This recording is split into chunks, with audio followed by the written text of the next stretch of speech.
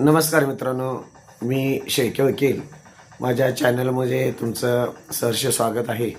कृपया माझ्या चॅनलला सबस्क्राईब केलं नसेल तर सबस्क्राईब करा, लाईक करा, शेअर करा. मित्रांनो, IPC कलम 288 काय सांगते बघा.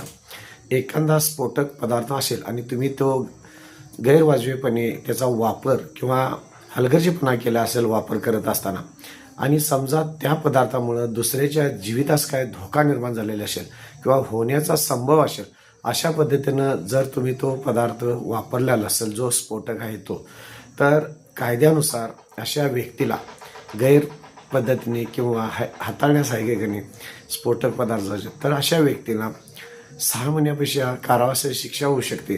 त्याच पद्धतीनं 5,000 रुपये इतका दंड होऊ शकतो किंवा दोन्ही सुद्धा शिक्षा कायद्याच्या दृष्टिकोनातून IPC कलम 288 प्रमाणे होऊ शकतात.